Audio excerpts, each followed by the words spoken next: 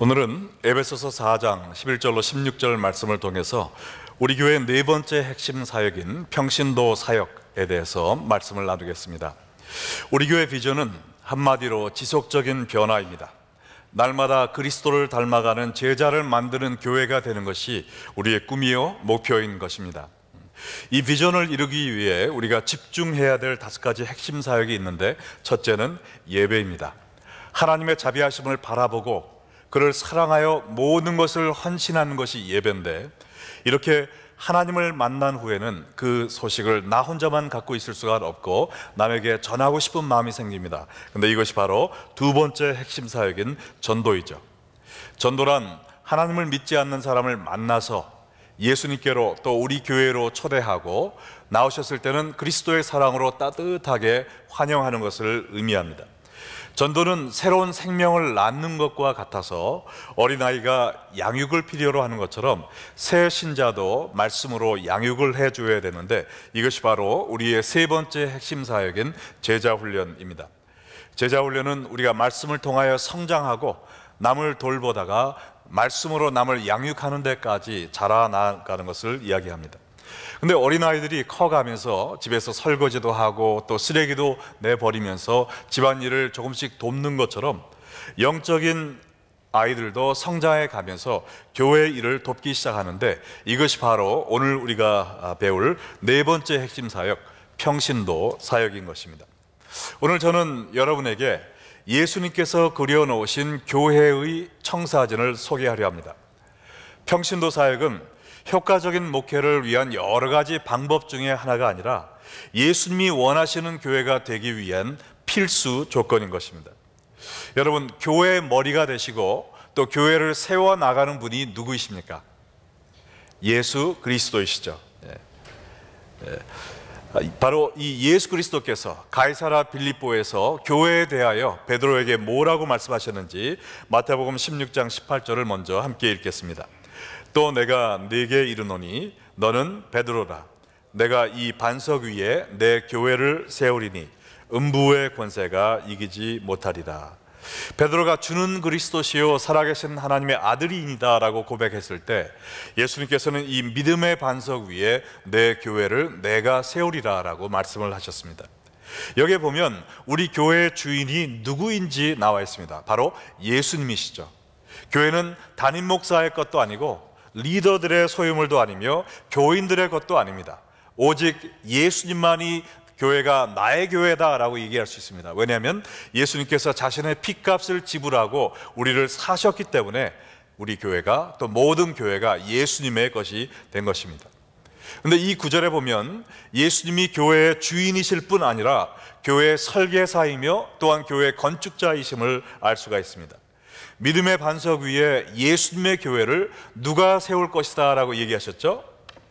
예수님께서 친히 내가 세우리라 라고 말씀하셨습니다. 예수님은 자신이 원하는 교회의 청사진을 이미 그려 놓으셨어요. 그리고 마치 건축자가 벽돌을 하나하나 쌓아 집을 짓듯이 성도들을 통해 성령이 거하실 아름다운 교회를 그의 청사진에 따라 건축하고 계신 것입니다. 교회는 목회자의 꿈과 비전에 의해 세워지는 것이 아닙니다. 또 교인들이 몸에 젖은 신앙 전통에 맞추어서 세우는 것도 아니에요. 오직 교회는 예수님이 그려놓으신 청사진대로 예수님의 손에 의해 아름답게 세워져야 됨을 믿으시면 아멘 하시기 바랍니다. 자, 그러면 이제 교회를 향한 예수님의 청사진을 살펴보겠습니다. 에베소서 4장 11절로 18절에 보면 예수님께서 목회자의 본분이 무엇인지, 또 성도의 본분이 무엇인지, 또 교회의 본분이 무엇인지 말씀해 주셨는데, 먼저 목회자의 본분은 성도의 영적 훈련을 담당하는 것입니다. 에베소서 4장 11절로 12절에 보면 그가 어떤 사람은 사도로, 선지자로, 복음전하는 자로, 목사와 교사로 삼으셨으니 이는 성도를 온전하게 하여라고 이야기를 했습니다. 하나님은 사도 바울을 통해서 먼저 교회의 리더들에게 있어서 가장 중요한 사역이 무엇인지를 가르쳐 주고 있는데요, 11절에 보면 초대교회에 있었던 4가지의 영적 리더들에 대해서 나와 있습니다. 사도란 예수님께 보냄받은 제자로서 복음을 전하며 교회를 개척하는 일을 했어요. 선지자란 사도들과 더불어 하나님의 말씀을 강하게 선포하던 사람들이었습니다. 그리고 복음 전하는 자란 전도의 은사를 받아 빌립과 같이 구원의 복음을 가는 곳마다 전하듯, 요새 말로 하면 선교사라고 이야기할 수 있겠습니다. 그리고 목사와 교사의 직분을 이야기하셨는데, 이 말을 원어로 보면 두 단어 앞에 정관사가 하나밖에 없습니다. 그래서 두 개의 다른 직분을 이야기하는 것이 아니라 가르치는 일을 하는 목사의 직책을 이야기하는 것입니다. 이 위에 네 가지 직분은 풀타임으로 주님을 섬기는 사역자들을 일컫는 말인데, 이들의 주요 사역이 무엇이었는지 12절 전반부에 나와 있어요. 이는 즉 하나님이 이러한 전임 사역자들을 교회에 주신 이유는 성도를 온전하게 하며라고 이야기를 하고 있습니다. 영어로는 to equip the laity or to train God's people 이라고 번역되어 있는데요, 이것은 성도의 영적 훈련을 의미하는 말입니다. 바로 이것이 예수님이 그려놓으신 교회의 청사진의 첫 번째 모습입니다. 어떤 분들은 교회의 사역은 신학교 교육을 거치고 교회에서 또 사례비를 받는 목회자들이 하는 것이고, 평신도들은 교회에 와서 예배만 드리고 가면 되는 것이지라고 생각하는 분들이 있으시지만, 하나님이 말씀하신 목회자의 첫 번째 또 가장 주요 사명은 교회에서 이리 뛰고 저리 뛰며 사역을 감당하는 것이 아니라 오직 성도들의 영적 훈련을 위하여 말씀과 기도의 사역을 하는 것입니다. 이것을 모르는 사람들은 목회자를 청빙할 때 모든 것을 다 할 수 있는 목사님을 찾으려고 노력을 해요. 그러나 이렇게 모든 것을 다 할 수 있는 팔방미인의 목사님은 없습니다. 그리고 설사 그러한 사람을 찾는다 해도 한 사람이 어떻게 모든 사역을 감당할 수가 있겠습니까? 그래서 Evangelical Free Church 교단의 신앙 잡지인 Evangelical Beacon이라는 매거진에 교인들이 원하는 이상적인 목회자 상에 대해서 기사가 실려 있었는데, 한국어로 번역한 것을 여러분과 나누길 원합니다. 이상적인 목회자는 찾기 힘들지만 복받은 교회라면 찾을 수도 있을 것이다. 이상적인 목회자는 믿음으로 살기 때문에 교회가 사례에 신경 쓸 필요가 없다. 그럼에도 불구하고 그 목회자는 모범적인 헌금 생활을 하며 많은 사람을 초대할 수 있는 큰 집을 소유하고 있을 것이다. 이상적인 목회자는 제자 훈련에 힘쓰며 신방을 게을리하지 않으며 모범적인 가정을 이끈다.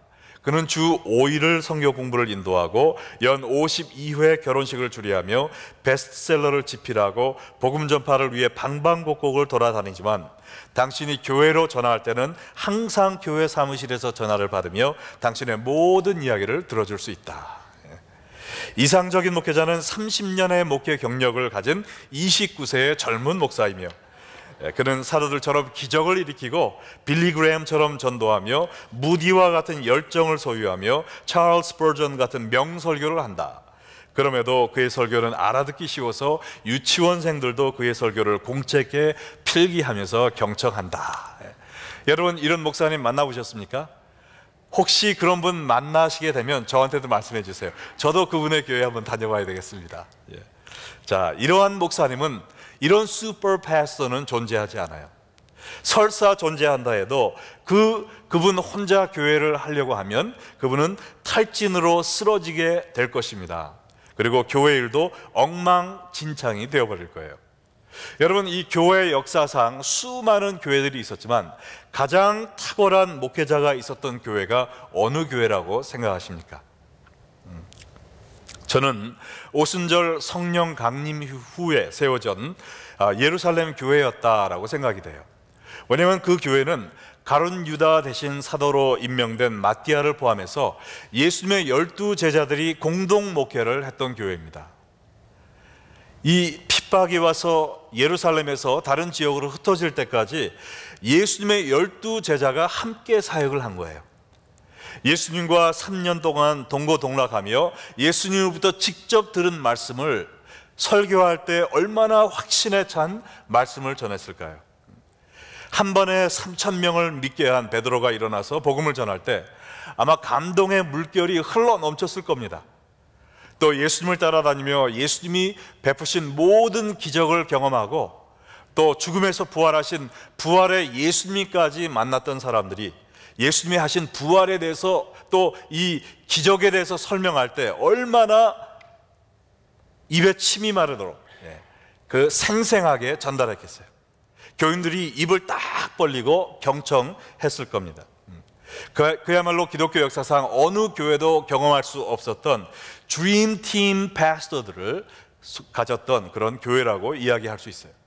그런데 이러한 슈퍼 패스터들을 한 명도 아니고 12명이나 함께 사역을 했으니 그 교회가 얼마나 복 있는 교회였냐 말입니까? 이러한 교회는 아마도 불평불만하는 사람이 단 한 명도 없었을 거예요. 그렇죠? 네, 여러분 아멘 하셨지만 사실은 그러지 않았다는 것입니다. 이 교회도 투덜투덜 되는 사람이 정말 많았어요. 이 예루살렘 교회에 대해서 이야기한 이 사도행전 6장 1절 말씀을 한번 같이 읽겠습니다. 그때 제자가 더 많아졌는데 헬라파 유대인들이 자기의 과부들이 매일의 구제에 빠짐으로 히브리파 사람을 원망하니, 예루살렘 교회는 말씀과 기도 사역뿐만 아니라 가난한 자들을 돕는 구제 사역도 있었습니다. 근데 이 사역이 원만하게 돌아가지를 않은 거예요. 히브리어를 사용하는 히브리파 과부들은 구제를 잘 받았는데 헬라파 이 과부들은 이 구호 물품을 받지 못했어요. 그래서 그 주위 사람들이 그냥 불평을 해대기 시작했던 것입니다.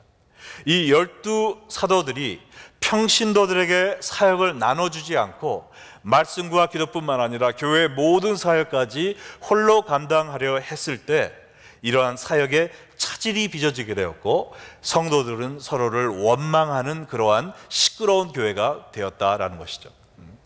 왜 이런 일이 생겼을까요? 예수님의 청사진대로 교회를 세우지 않았기 때문입니다.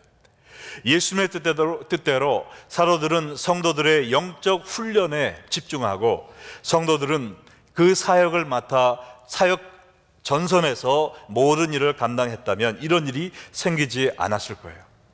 여기서 우리가 느끼는 것은 뭐냐면 이 예루살렘 교회, 예수님의 사도 12이 함께 사역을 했음에도 부족함이 있었던 이 예루살렘 교회를 보면서 모든 교회는 완전한 것이 없다라는 것을 깨달아야 됩니다.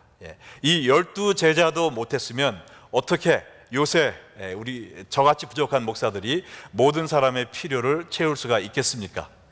그러므로 목회자들에게 모든 필요를 공급받겠다라는 꿈을 저버리시기 바랍니다. 자, 꿈 깨시고요.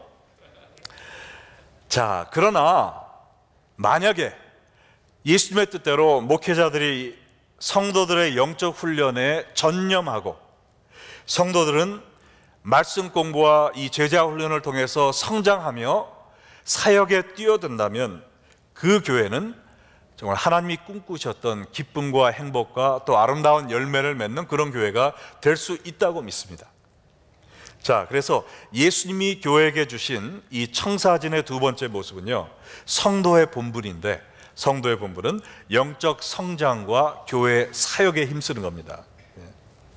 에베소서 4장 11절과 12절을 다시 보면 여기에 쭉 이 직분들이 나오면서 이 풀타임 사역자들의 할 일은 성도를 온전하게 하는 것이고, 그래서 이 성도들이 무엇을 한다고 그랬어요? 봉사의 일을 하게 하며 그랬습니다. 여기 봉사의 일이라는 것은 디아코노스에서 집사라고도 번역이 되고 또 사역, 미니스트리로 번역이 되는 것입니다.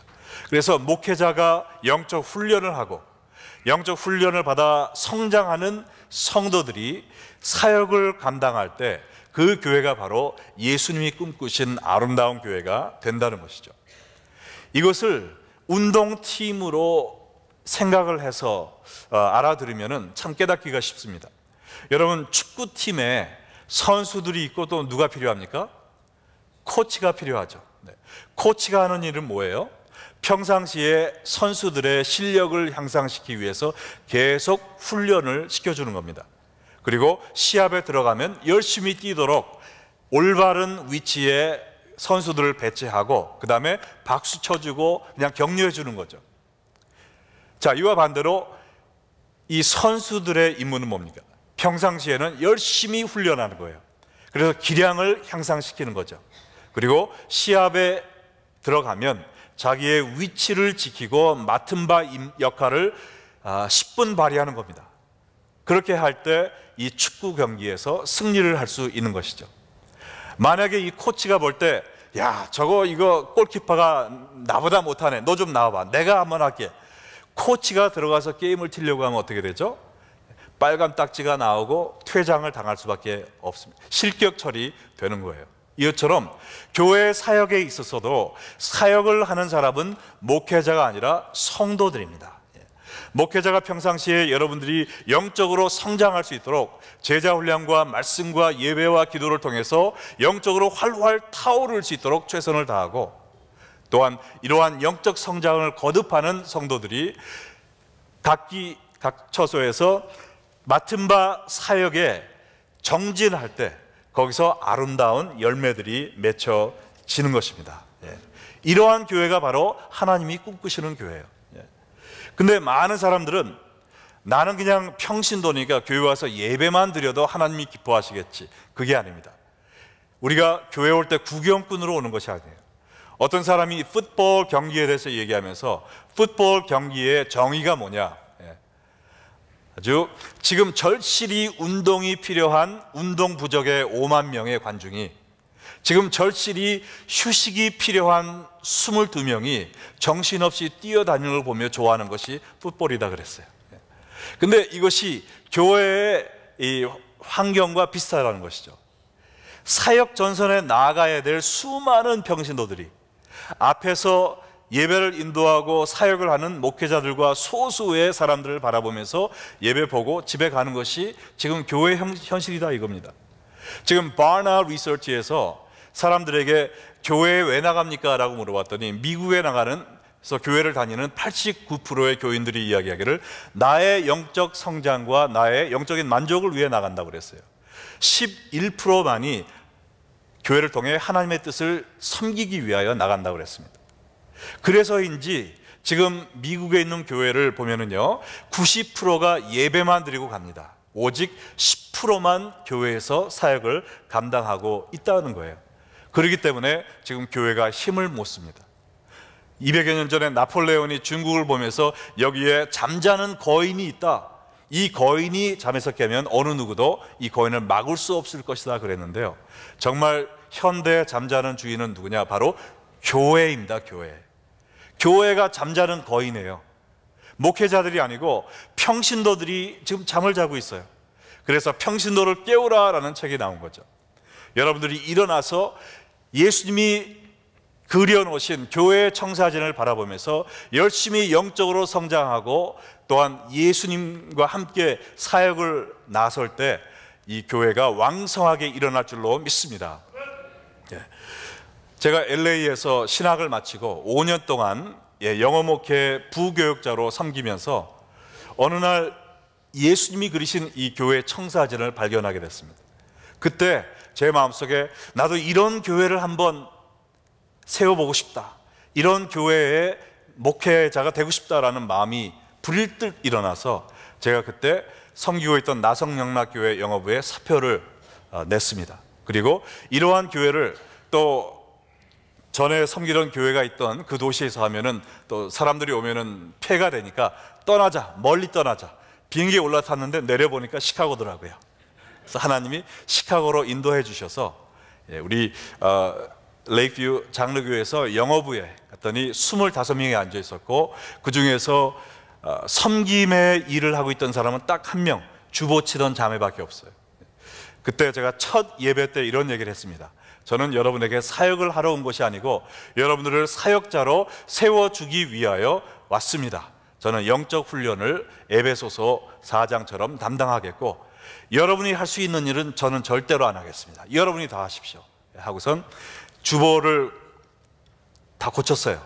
앞면에 뭐 담임 목사라는 말 그런 걸 없고요, Equipping Pastor, 훈련 담당 목사 해가지고 자슈아 캥 제일 밑에 쓰고, 그 위에 칸을 이만큼 만들어 가지고 Lay Pastors, 평신도 사역자라는 칸을 만들어서 첫 주에는 한 명 썼습니다. 그리고 계속 훈련과 사역을 맡기는 일을 동시에 했을 때 그 칸이 점점 채워져 가는 걸 보게 됐어요. 그래서 몇 년 지난 후에 제가 의자에 앉아서 한번 그걸 쉬어봤습니다. 그랬더니 사역하는 사람이 176명이 됐어요. 예. 그때 많은 사람들이 아니 어떻게 이 레이크뷰 장로교회 영어부가 이렇게 부흥을 합니까? 사역자들이 몇 명이나 됩니까? 와보니까 저밖에 없거든요. 그러나 저는 이 주보를 보여주면서 저희가 부흥하는 이유는 물론 하나님이 하신 일이지만 사역 전선에 뛰어든 사람이 176명이 있기 때문에 지금 영어부가 일어난 것입니다 라고 간증을 했습니다. 7년 전에 우리 레이크뷰 언약교회 한어 회중이 시작될 때도 동일한 마음과 동일한 목표를 가지고 시작한 거예요. 목회자의 사역은 평신도의 영적 훈련이고, 평신도의 또한 성도의 사역은 내가 영적으로 성장하여 주님을 섬기는 일입니다. 이러한 교회가 될 때 아름다운 열매가 맺게 되는 것이죠. 저희도 7년 전에 정말 미약한 시작을 가졌지만 하나님께서 축복해 주시고 이렇게 좋은 소문이 나고 또 하나님께 기쁨을 드릴 수 있는 그런 교회로 성장하게 된 것은 제가 한 것이 아니라 여러분이 영적으로 성장하면서 많은 사역을 여기저기에서 감당하기 때문이라고 믿습니다. 네.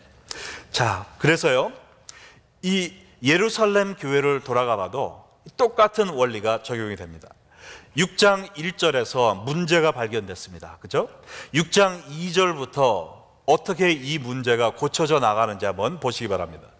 12사도가 모든 제자를 불러 이르되 우리가 하나님의 말씀을 제쳐놓고 접대를 일삼는 것이 마땅하지 아니하니, 우리는 기도와 말씀에 전념을 해야지 이 사도들이 교회 사역을 직접 담당하는 것은 이거는 말이 아니다라는 것입니다. 예수님의 뜻이 아니다라는 거예요. 그래서 3절과 4절에 이런 결정을 내립니다. 형제들아, 너희 가운데서 성령과 지혜가 충만하여 칭찬받는 사람 7을 택하라.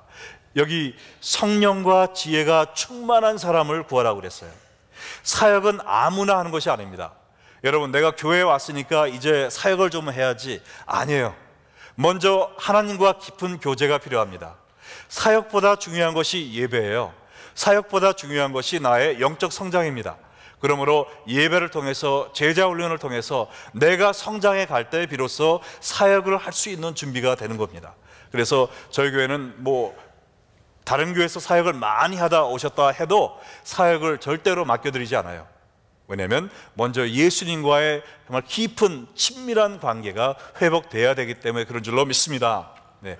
그래서 이 나무도, 포도나무도 이 가지가 나무에 붙어 있지 아니하면 아무리 용을 써도 포도가 하나도 안 맺힙니다. 그러나 포도나무에 붙어 있으면 자연히 열매를 맺게 되는 거죠. 그러므로 이 예수님에게 붙어 있는 것, 성령과 지혜가 충만해지는 것, 이것이 급선무입니다. 자, 근데 이런 사람 중에 7을 택해서 뭘 한다고 그랬습니까? 이 교회 사역을 이 사도들이 그들에게 맡긴다 그랬어요. 그리고 그들은 오로지 기도하는 일과 말씀 사역에 힘쓰겠다 그랬습니다. 그래서 결과적으로 성령과 지혜가 충만하여 사람들에게 인정받고 칭찬받는 7 집사를 뽑아서 사역을 맡겼을 때 결과가 어떻게 되었는가? 사도행전 6장 7절 함께 읽겠습니다. 하나님의 말씀이 점점 왕성하여 예루살렘에 있는 제자의 수가 더 심히 많아지고 허다한 제사장의 무리도 이 도에 복종하니라. 자, 이 사도들이 말씀 준비에 더 열정을 내고 또 말씀과 기도에 더 열심을 쏟았을 때 그 결과는 그 교회가 말씀으로 왕성해졌다라는 것입니다. 그래서 예루살렘에 주님을 믿게 되는 사람들이 점점 더 많아지되 허다한 제사장까지도 이 예수를 믿게 되었다라는 겁니다. 유대교의 대표였던 이 제사장들도 자기들의 밥벌이였던 이러한 유대교의 모든 직분을 내려놓고 믿음으로 순교하는 마음으로 예수 믿는 사람들이 됐다는 겁니다. 이 사도 바울의 초대교회의 폭발적인 부흥이 바로 여기서 시작되었다는 것이죠. 얼마나 놀라운 변화입니까? 과거에는 이 예루살렘 교회가 12명의 사도들이 인도하고 또 성령 충만함을 받았음에도 불구하고 그 안에 수군대는 그 불평불만하는 스피릿이 있었어요. 그러나 예수님의 청사진 대로 사역자들이 영적 성장에 신경을 쓰고 성도들이 이러한 말씀과 제자훈련과 예배를 통하여 점점 예수님을 닮아가면서 예수님이 주시는 그 능력으로 사역을 감당했을 때 여기서 폭발적인 수적뿐만 아니라 영적인 부흥이 시작되었다는 것입니다.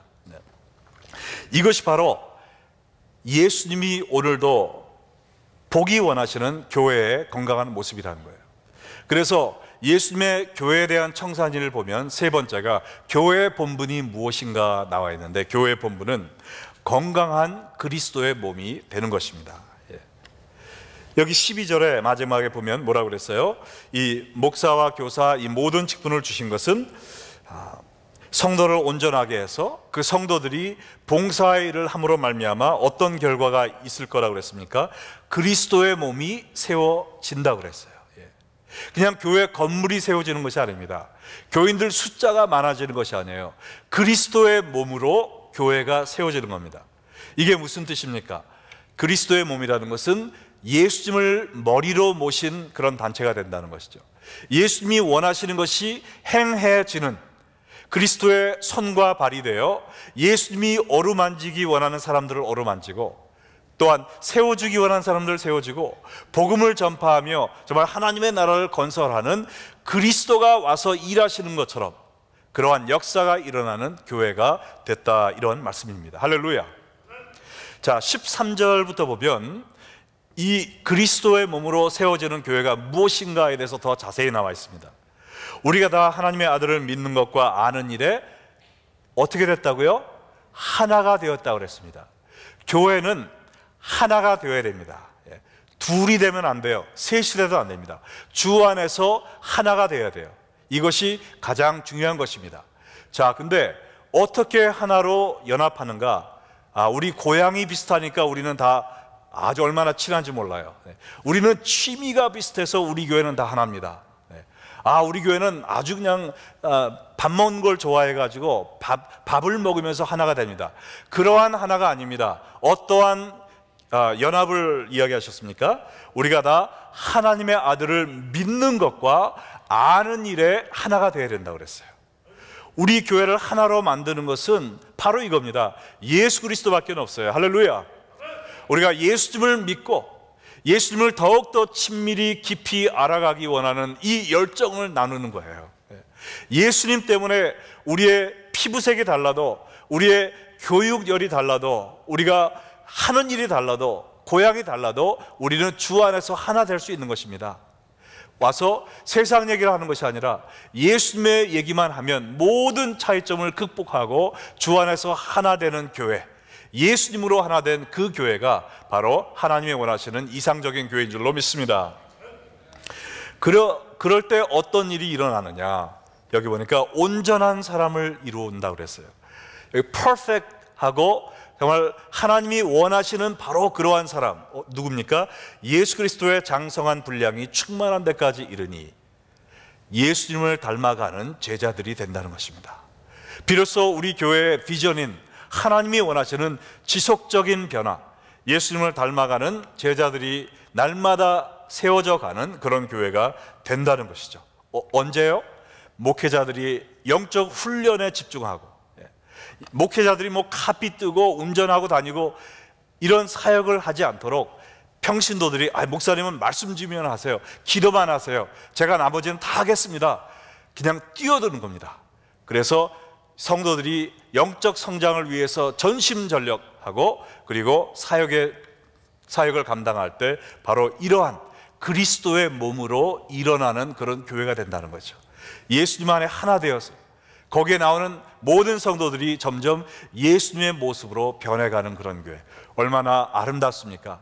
여러분, 이런 교회 경험하기 원하시면 아멘 하시기 바랍니다. 네. 자, 거기서 끝이 아니에요. 자, 14절로 16절에 보면 이는 우리가 이제부터 어린아이가 되지 아니하여 사람의 속임수와 간사한 유혹에 빠져 온갖 교훈의 풍조에 밀려 요동하지 않게 하려 함이라. 많은 교회들이 얼마나 작은 시험에 걸려 요동칩니까? 왜냐하면 무게가 없어서 그래요. 우리를 탁 지탱해주는 말씀과 예수님의 무게가 있을 때는 흔들리지 않습니다. 작은 배는 바람만 조금 불러도 요동을 쳐요. 그러나 항공모함은 웬만한 폭풍은 그냥 자면서 지나갑니다. 무게가 있기 때문에 그렇죠. 그것처럼 우리가 예수님이 꿈꾸신 이런 교회가 될 때 사탄 마귀가 와서 흔들려고 아무리 밀쳐봤자 꿈쩍도 안 한다는 겁니다. 할렐루야. 그리고 오직 사랑 안에서 참된 것을 한다고 그랬어요. 주님의 사랑으로, 정말 하나님을 사랑하는 마음으로 진실된 것을 한다는 것입니다. 헛된 것, 이 세상의 것들로 시간 낭비하지 아니하고 하나님이 원하시는 참된 것에 우리의 모든 힘을 다한다는 거죠. 그래서 범사에 그에게까지 자랄지라. 날마다 예수님을 닮아가는 교회, 예수님을 닮아가는 제자, 성도, 어린아이, 할머니, 할아버지, 목회자 이렇게 된다는 거예요. 그래서 그는 머리니 곧 예수 그리스도라. 예수님을 머리로 주인으로 모시고 그에게서 온 몸이 각 마디를 통하여 도움을 받음으로 우리가 예수님께 직접 연결이 돼서 예수님을 통한 성령 충만, 말씀 충만, 은혜 충만, 감사 충만 받고요, 한 머리에 붙어 있기 때문에 서로가 또 연결되고 결합되어 완전히 어느 누구도 해쳐버릴 수 없는 주 안에 한 몸이 된다는 거예요. 그래서 그럴 때 바로 각 지체의 분량대로 역사하여 하나님이 우리에게 주신 은사가 막 발휘가 되는 겁니다. 그래서 적소에서 하나님이 여러분을 통해서 이루기 원하는 놀라운 역사들이 막 다이너마이트처럼 터져 나가기 시작한다는 거예요.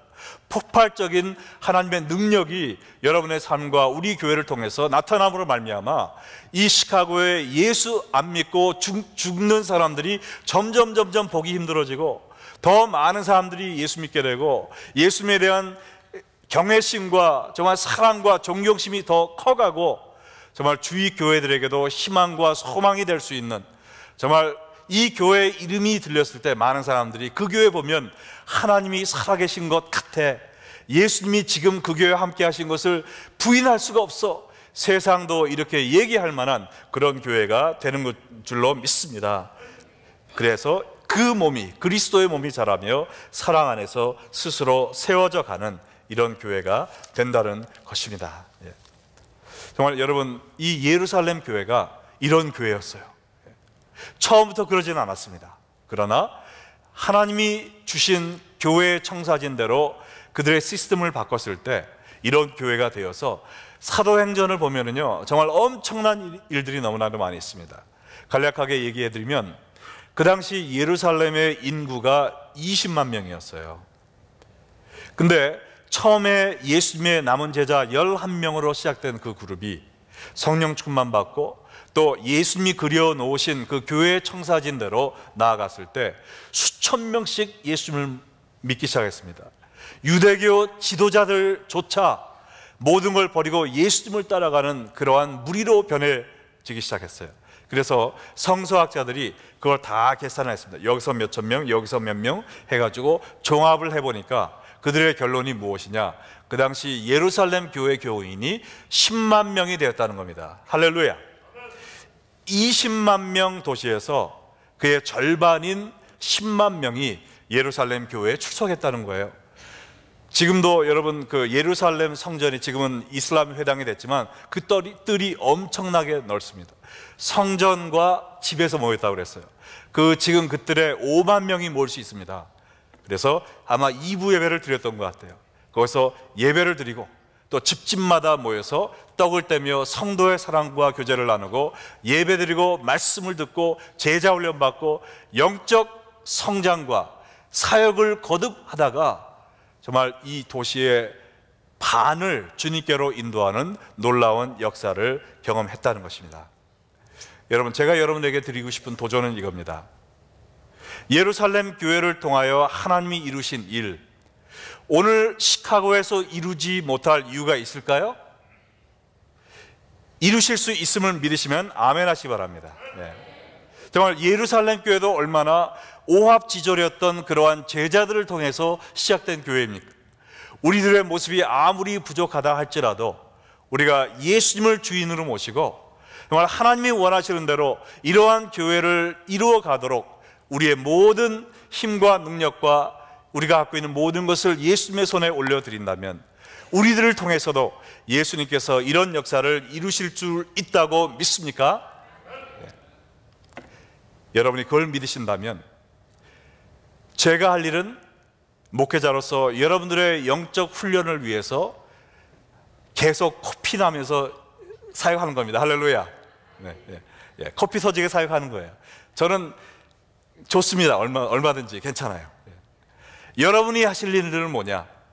교회에서 이렇게 제자 훈련 9월 5일에 또 시작합니다. 정말 금요 미스바 한번 참석하시면 부흥에 다녀온 것처럼 여러분의 가슴이 뜨거워지는 걸 느끼실 거예요. 새벽 기도회, 토요 중보 기도회, 주일 예배, 또한 우리가 구역, 그 다음에 선교회, 이 모든 것이 말씀 훈련입니다. 영적 훈련이에요. 그 다음에 선교 훈련, 전도, 양로원과 또 홈리스 피플, 이 모든 사역을 통해서 내가 영적으로 성장하리라. 그리고 주님이 내게 맡겨주신 일을 충성되게 감당하리라. 이 두 가지 헌신을 해주시기를 부탁드립니다. 예. 여러분이 영적 성장에 심혈을 기울이시고 또한 주님이 부르신 그 은사대로 주님을 전심을 다해 섬기실 때 우리 교회가 바로 예루살렘과 같은 교회가 되리라 믿습니다. 여러분이 꿈꾸시는 교회는 어떤 모습입니까? 정말 건물이 번듯한 교회, 가서 맛있게 음식 먹고 행복하게 얘기하다 돌아오는 평화로운 교회, 우리 아이들 교육 잘 시키는 교회, 그런 것도 다 좋지만요, 그런 것을 초월하기를 바랍니다. 예수님이 꿈꾸신 그런 교회, 오늘 레이크뷰 언약교회를 통해 이루어 주시옵소서. 하나님께 기쁨이 될 수 있는 그런 교회, 정말 목회자가 딴 생각 안 하고 오직 성도들의 영적 훈련만을 위해 죽기 살기로 헌신된 그런 교회 되게 하옵소서. 우리 성도들이 와서 세상적인 인간적인 것을 바라지 않고 오직 영적 성장과 주님을 섬기는 일에 어울린된 그런 교회, 그래서 레이피 언약교회가 인간의 무리로 전락하는 것이 아니라 그리스도의 몸으로 꿈틀대며 일어나 주님의 손이 되고 주님의 발이 되고 주님의 입이 되어서 하나님의 나라를 이 땅에 건설하는 그런 교회 되게 하옵소서. 이것이 바로 여러분과 저의 꿈이 되기를 간절히 소원합니다. 네. 오늘 말씀 들으신 대로 여러분 이제는 영적 성장을 위해서 한 발자국 더 나아가 주시기를 부탁드립니다. 그리고 내가 나이가 많아서 너무 바빠서 핑계대지 마시고요, 꼭 무슨 팀장이 되어야 사역하는 것이 아니에요. 내 옆에 앉아있는 사람 친절하게 따뜻한 말 한마디, 그것도 사역입니다. 땅에 떨어진 종이 하나 줍는 거, 그것도 사역이에요. 함께 전도 나가는 거, 이것도 사역입니다. 우리 교회를 위하여 또 교우들을 위하여 기도하는 것, 이것도 사역입니다.